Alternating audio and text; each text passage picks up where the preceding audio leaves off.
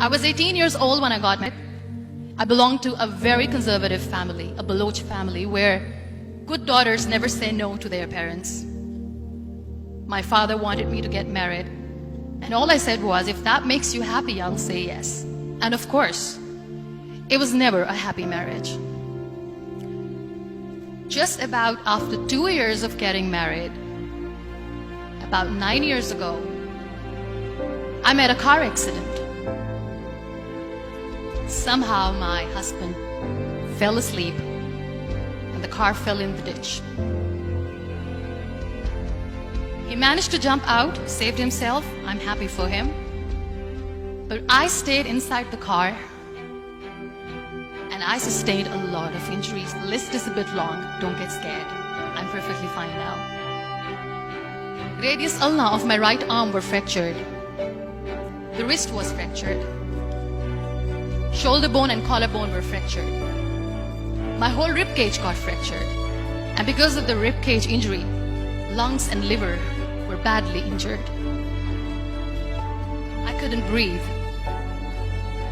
I lost urinary bowel control. That's why I have to wear the bag wherever I go. But that injury that changed me and my life completely as a person and my perception towards living my life was the spine injury. 3 vertebrae of my backbone were completely crushed and I got paralyzed for the rest of my life. So this accident took place in a far-flung area in the outskirts of a very small province, Balochistan, where there was no first aid, no hospital, no ambulance. I was in the middle of nowhere in that toppled car. Many people came to rescue. They gave me CPR. They dragged me out of the car. And while they were dragging me out, I got the complete transection of my spinal cord. I finally ended up in a hospital where I stayed for 2.5 months. I underwent multiple surgeries. Doctors have put a lot of titanium in my arm. There's a lot of titanium at my back to fix my back. That's why people in Pakistan call me the Iron Lady of Pakistan.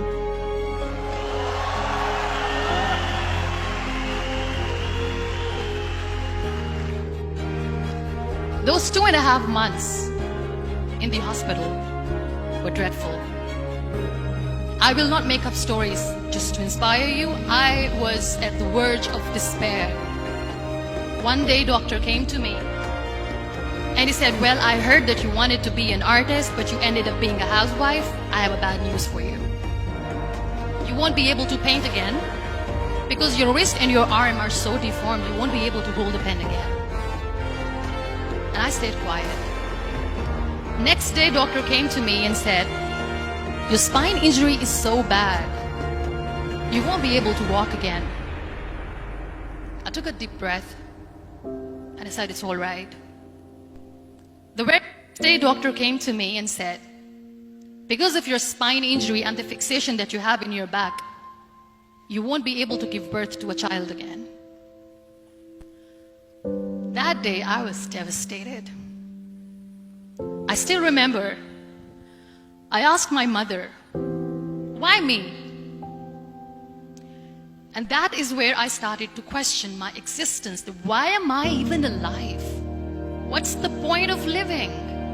I cannot walk, I cannot paint, fine, I cannot be a mother.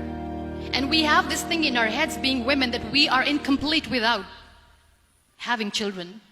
I am going to be an incomplete woman for the rest of my life. What's the point? So my mother said to me, this too shall pass.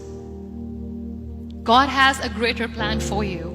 I don't know what it is, but He surely has.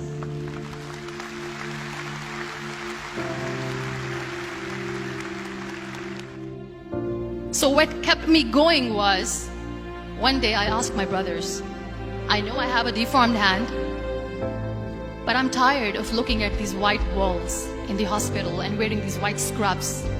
I'm getting tired of this. I want to add more colors to my life. I want to do something.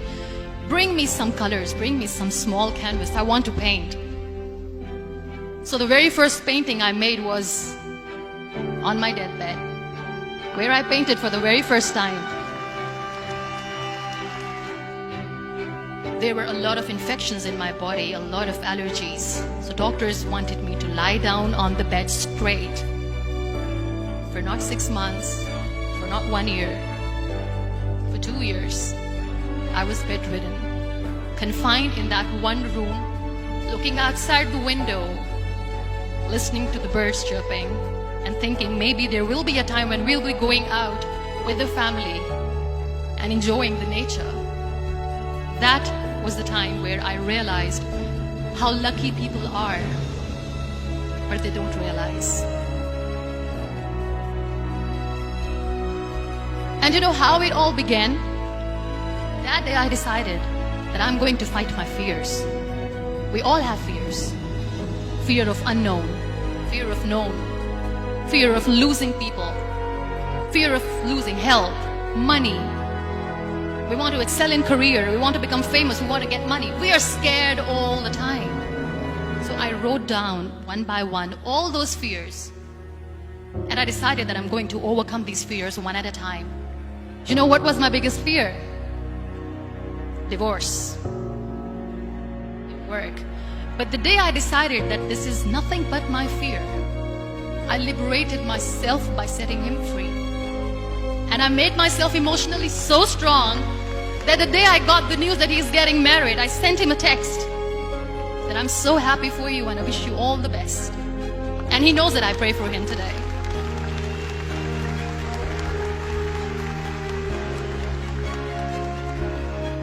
My biggest fear, number 2, was I won't be able to be a mother again.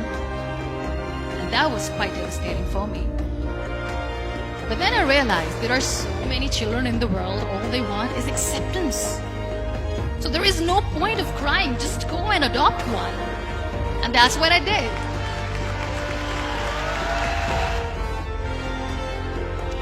So when you accept yourself the way you are, the world recognizes you.